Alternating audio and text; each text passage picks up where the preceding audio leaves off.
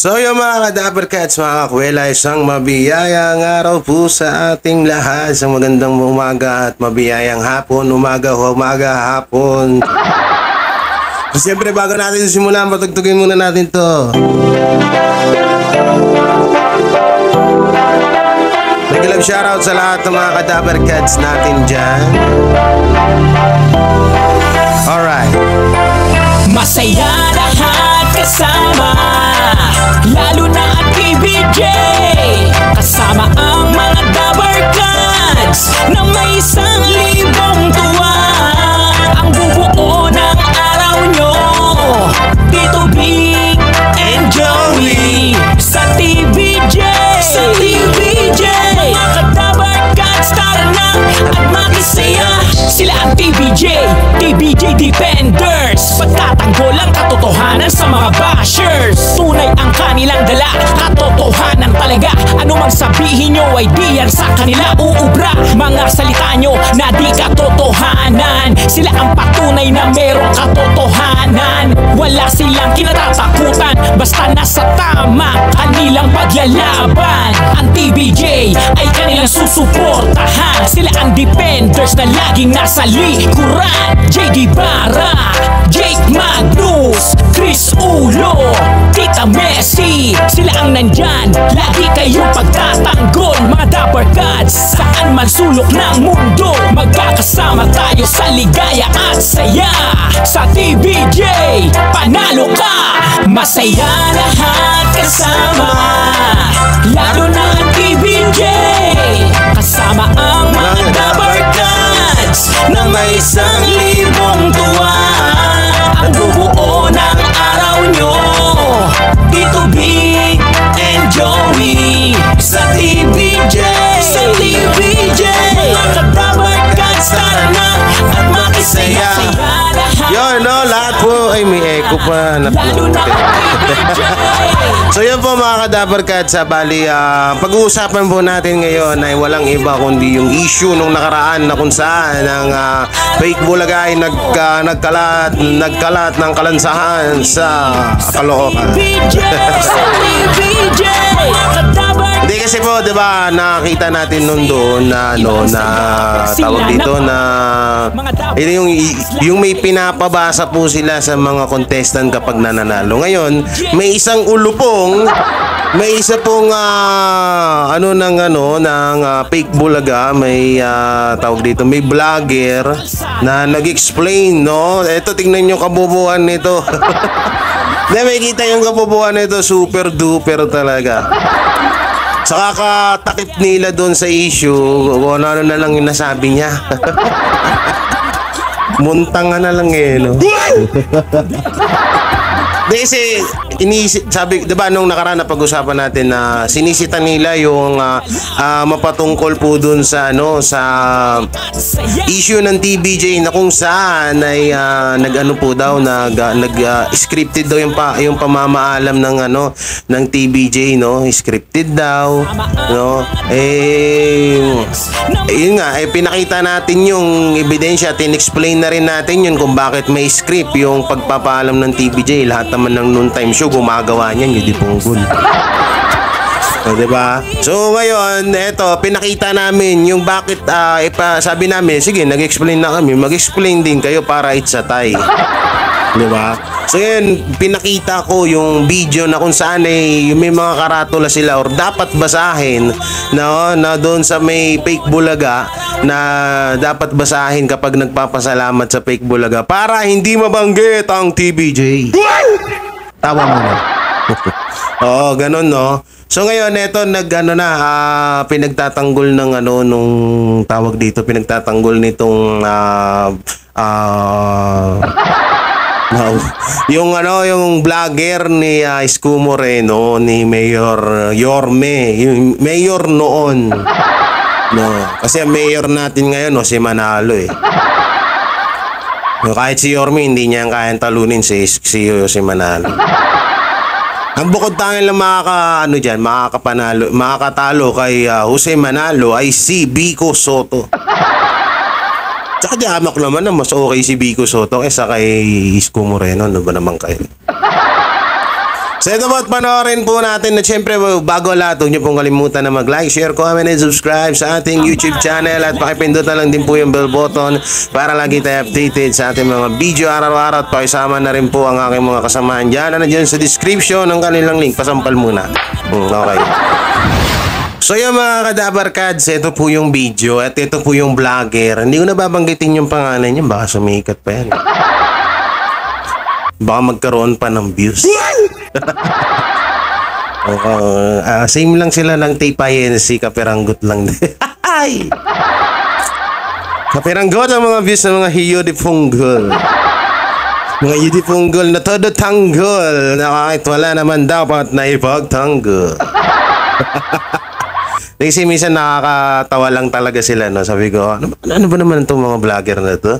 First time ko makakita ang vlogger na pinagtatanggol yung mali. Kasi wala ka talaga makikitang tama sa fake bulaga eh. Lahat doon mali. Ito po, panoorin po natin ang pinagsasabi ng ulupong na ito. Ito daw yung pinakamalakas na vlogger ng fake bulaga. Ito daw yung idol ni Bayot Bay. Si Bayot Bay na kapag binuksan mo ang ulo niyang panot, may alien sa loob. Ba't kaya ganun, no? Siguro totoo talaga yung Men in Black. Alam niyo ba yung movie na Men in Black? Siguro totoo yun, no? Siguro yung member dun si Bayot Bay. O baka nga siya nga yung pinakakalaban dun na alien. Ito po, panoorin po natin. So ito po mga Dabarkads. Naku, wala palang volume. Actually po, hindi naman po talaga yun, pinababasa. Ang tawag po dun, spills. Yun po yung, para sa mga commercial, yung pagpa-end na, yung maraming salamat, ganyan. Wala pong nakalagay doon na, ma'am, basahin nyo ito. Wala ko naman sinasabi na, ma'am, basahin nyo ito. Wala naman yun. Ano po yun? Mga spills po yun. For example, thank you po, Zonrox. Back to you, studio. Mga ganun po nakalagay doon. So, yung sinasabi na ni Yorme, nakasulat po yan sa spills. So, nakikita, kasi reminder po yan na, kailangan tapusin nyo na yan kasi mag-e-end na yung oras. Kaya napapansin nyo minsan, naririnig nyo dun sa video ko, may nagsasabi, 10 minutes, 3 minutes. Kasi pag sumobra ako sa oras, so overtime, kakat off po sila ng GMA sa ere. So, mawawala na, di ba? So, yun lang yun. Ano na maintindihan nyo?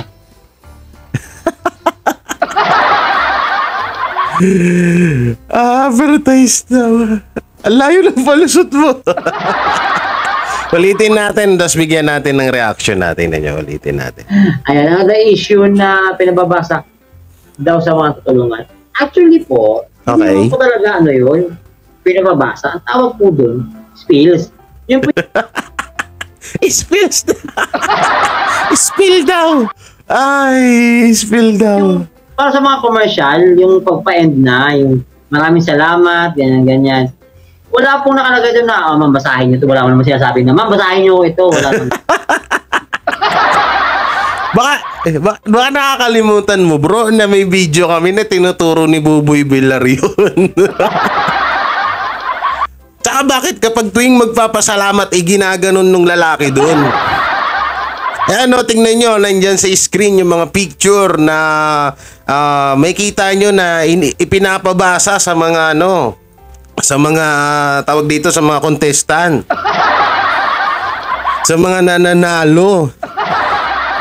Tapos sasabihin mo, spin? Di wow. Ano po yun? Mga spills po yun. For example, thank you po, Zonrox. Back to you. Ang bobo.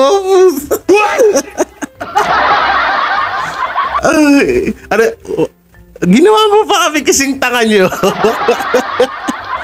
Ay, ano daw yun? Yung tawag dito sa Sonrox. Paano magiging Sonrox? Salamat po, Itbulaga, Isko and Buboy. Paano magiging ano yun? Paano magiging, tawag dito, paano magiging Sonrox yun? Ay, pala kayo, palyado talaga kayo. Gumawa ka pa ng explanation, ha? Bagsak ka naman sa exam. Explanation pa more, explain pa more. No, the more explanation for the explanation, you have another explanation because your explanation is not explanation. Di ba ang gulo? O, kasing gulo ng sinabi mo yan. kasing gulo ng explanation mo yan. Explain ka pa, nagmukha ka pa tuloy tanga. Okay, tuloy natin. Ay, mapindot ang gago. Back to you, studio. Mga ganun po nakalagay doon. So, ay, hello, kitang-kita sa screen, no, mga kadapper kads. Paano, asan yung ano dyan, back to you studio, Sonrox down ni Toyo, Datu Puti, ano? Asan dyan yung mga sinasabi mong pang-advertisement? Where? Where your mind? Your mind is not comfortable, man. Because your mind is palpitation. Your mind is not comfortable to your body. Because your body is alien. Ay. Ito, yung sinasabi na ni Yorme, nakasulat po yan sa spills. So, nakikita ko, kasi reminder po yan na, kailangan tapusin. Ang hirap mag-explain pag nakakatanga, no? Hirap na hirap siya eh. Hirap ang loko. Talagang hindi, promise ang hirap talaga niyan, no? Yung explain mo, tapos wala ka naman maisip na pangtapal dun sa kagaguhan na ginawa. Ayaw niya na lang kasi sabihin, meron po talagang ganun kasi ayaw po namin mabanggit sa show namin ng TBJ. Ganun lang yun. Isang damakmak pa na explanation yung ginagawa niyo, wala rin naman sa ayos. Bumumukha ka lang tanga. Mukha ka nang tanga, bumumukha ka pang tanga. Yung mahirap dyan eh. Ito yung mahirap sa mga limya yan. Katon yan, singit natin. Sige, singitan natin. Nandito na rin naman eh. Yung mga vlogger na showtime vlogger ng fake bulaga, yung mga muntanga eh. Nag-explain sila tapos wala sa ayos. Ito, para sa kaalaman mo, may papanood ako sa'yo dito. Huwag kang mag-alala. Ito. Anong masasabi mo dito sa bidyong to? Yan. Ay, pangalan. Ayan hawak-hawak nung lalaki Hawak-hawak nung lalaki yung tawag dito, tarpaulin. Charot. yung pasasalamat sa Itbulaga at kay Yorme at kay Buboy. No, sasabihin mo pang pang-advertise. Paano man nag-advertise? Paano nag-spell yun? Visit ka, magsalita ka, nabubisit ako. Sige ba, isa pa. Gago ka. Kitang-kita, paano mo masasabi na Nay, ano susunod ko sasabihin? Sabi ni Yorme, ano susunod mo sasabihin? Sabay pumesto na yung lalaki, Kita niyo dyan si Iske, pumesto na yung lalaki, Ganda, nagigil pa, Tapos sasabihin mo, wala yun. Ayan, tuloy natin. Thank you. Oy, thank you. Ano susunod ko? Mauna na eh.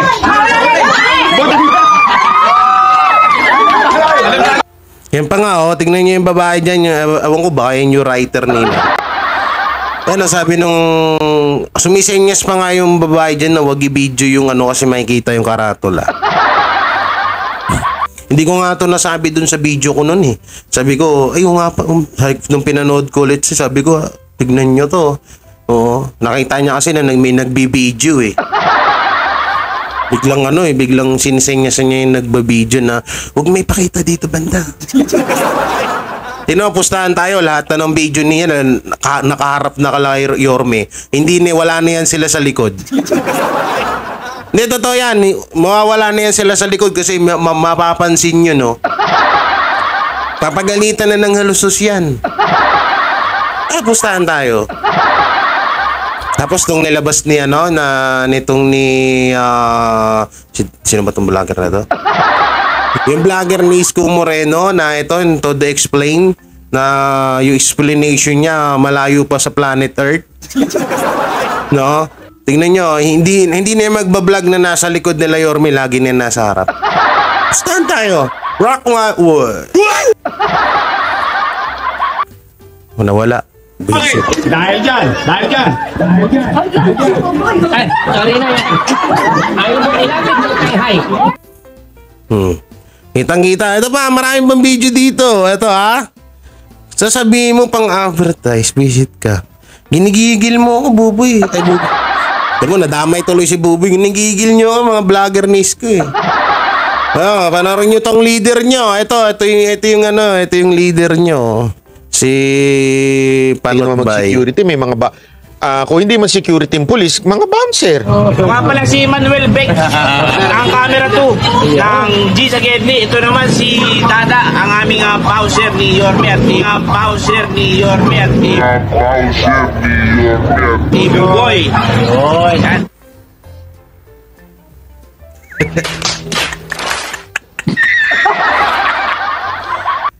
Ito mali pa nga yung napindot ko kasi bouncer ni Yorme pala daw yun eh. Ito, hindi bouncer ni Yorme. Kitang-kita dito, lalakihan natin. Natin yung ating telepono.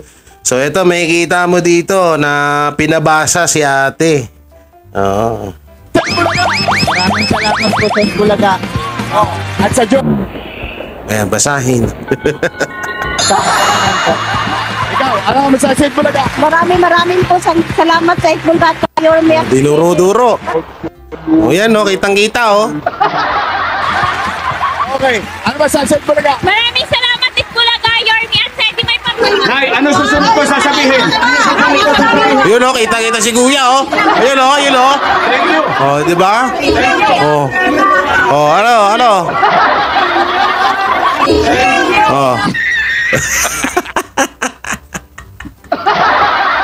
Kitang-kita si Kuya, paano mo masasabi na to? Paano mo masasabi na tawag dito? Paano mo masasabi na pang pang paalala sa mga advertise, sa mga speller?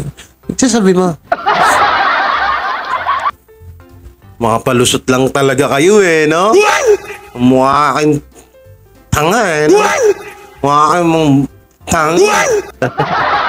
Ulitin ko Baka sabihin na naman nitong mga UD punggol na to Tingnan nyo.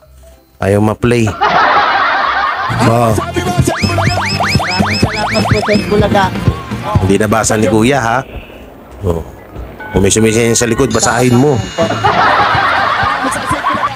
Maraming po salamat sa Bulaga. Dinuro dinuro. Yan. Kitang-kita, dinuro. Okay, ano mensahe sa Bulaga? Maraming salamat. Perfect si ate, ang galing basang-basa. Ano susunod ko sasabihin? Ayan na, nilitaw na dyan. Yun. Thank you. Yun. Ano yan? Ano yan nakalagay? Ay, naku. Pag magsisinungaling kayo, sige. Easy. Ang kapal pa ng mukha, nag-explain pa no? Explain pa siya Sige, ulitin natin yung explanation nito. Ulitin natin. Daw sa mga tutulungan. Actually po, hindi naman po talaga pinagbabasa. Ang tawag po dun, spills. Yun po yung, para sa mga commercial, yung pagpa-end na, yung maraming salamat, ganyan.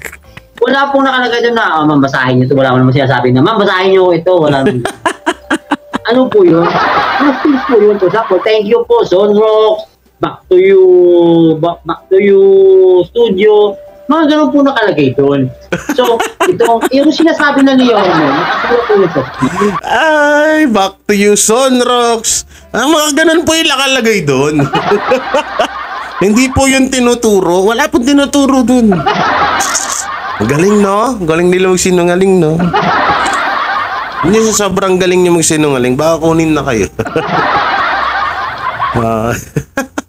Ang galing. Tuloy natin. Yes. So, nakikita ko, kasi reminder po yan na, kailangan tapusin nyo na yan kasi mag-e-end na yung oras. Okay. Kaya napapansin nyo minsan naririnig nyo dun sa video ko, may nagsabi, 10 minutes.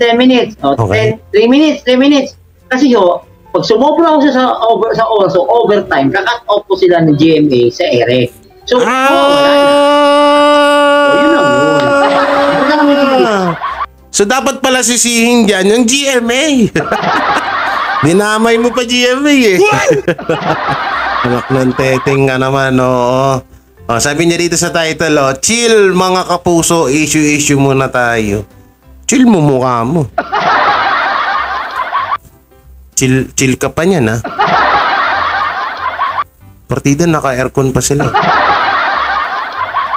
Yung aircon nakapatong sa lagayan ng TV. Kakaiba rin eh, no? Wala lang, napansin ko lang.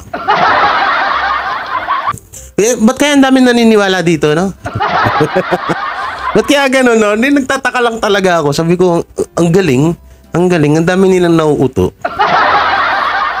Kasi kung mababasa mo dito yung comment section, may kita mo talaga dito yung may kita mo dito yung tinatawag na yung mga comment. Ang dami talaga, grabe. Sabi pa doon sa mga comment, tama nga yan, no? Hindi yun, walang nakasulat doon 8 bulag. Anong ginawa nyo kaming tanga? Parang ginawa nyo kaming bulag, ah. Ang tingin nyo sa amin, hindi kami nagmarunong magbasa. Ay, naku po. So, ito pa yung isa nilang kasamahan. Na isa din sa damakmak na bobo.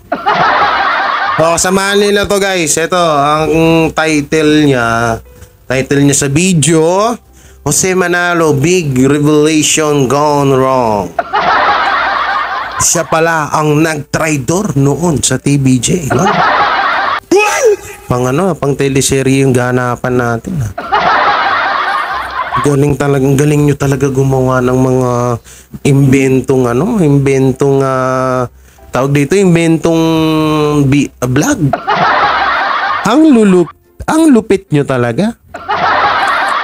Bakit ba sa sobrang lupit nyo, ganyan kayo kalupit?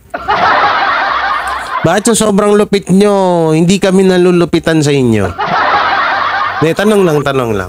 Pagtatanong lang naman. Sige, tuloy natin to. Hiyandang unan at kumot. Ay, walang boses. Bahagi ni Jose Manalo ang kaniyang mga tagumpay na nagawa sa kaniyang buhay. Bago siya matutulog muna tayo habang nakikinig tayo sa kanya. Ay nakaranas din si Jose Manalo ng mga problema at bighati sa buhay. Kaya inaalala ngayon ni Jose Manalo ang lahat-lahat ng kanyang mga pinagdaanan bago siya nagtagumpay at naging host at kasama sa TVJ. Dagdag pa ni Jose Manalo na ang tanging TVJ lamang daw ang nagbigay sa kanya ng pagkakataon upang maipakita sa publiko ang kanyang talento na tinatago. Marami na kasi daw siyang pinasukang trabaho. Ngunit ni isa sa kanila ay hindi siya binigyan ng pagkakataon na ipakita ang kanyang talento. Hindi siya binigyan ng pagkakataon na magtagumpay sa kanyang sariling gawa. Dahil ang tingin nila ay wala siyang makukuha o makakamit sa kanyang buhay dahil isa lamang siyang ordinaryong tao na walang hinahangad kundi ang mabigyan ng magandang buhay ang kanyang pamilya. Sa isang litrato na na nagtrending sa social media kung saan kitang-kita sa larawan kung gaano nagtrabaho ng maigi si Jose Manalo. Pangbabatikos. Asan yung sinasabi? Asan yung nasa title mo na traidor? Hindi ko na tinapos. Inaantok ako, guys. Hindi ko na ako tinapos. Ano ba naman itong mga vlogger na to? Ano bang meron sa inyo? Yung isa nagtataka na ako eh. Ano ba mga utak nitong na to? Yung isa, parang sinto-sinto. Yung isa naman, parang kulang sa buwan. Yung isa naman, laging galit sa TVJ. Galit kay Henyo Master palagi. Yung isa naman, nagbablog kahit may muta pa. Yung isa naman, sige lang vlog kahit di pa naliligo. Yung isa naman, baluktot yung dila. Wala na ba kayo recruit na ano dyan, magaling-galing na vlogger? Si Isko Moreno naman, yung vlogger niya na si Bayot Bay. May alien sa loob yung ulo. Sama. Ay nako na lang talaga. Mapapahain ako ka na lang dito sa mga to eh. Sa totoo lang. Kasi wala ka talagang mapapala sa kanila. Si Smigol, galit lagi kahit wala naman pinaglalaban. Nakesyo, wala daw masama ka. Ginawa rin ba is ganda? Ito naman mga vlogger ng fake bulaga. Laki daw ng inggit natin sa kanila. At may inggit sa inyo. Ha? Ultimong pagligo nga, kinakatamaran nyo eh. Tapos may inggit pa kami sa inyo, anak ng toto. Anak ng tipaklong na 12 ang paa. Anak ng flies na may kasamang tinidor. Anak ng garapon naman kayo na tinaklob sa ipis, oh. Ayun ako. So yun po mga Kadaver Cats, mga kabiyaya. Hanggang doon na lang po yung video natin. At yan, syempre don't forget to like, share, comment, and subscribe sa ating YouTube channel. Pagpasensyahan nyo na po yung video natin. Wala sa hulog. Wala sa hulog yung mga nareaksyonan natin.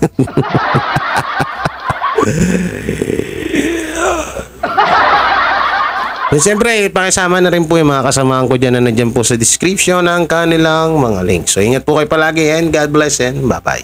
Peace.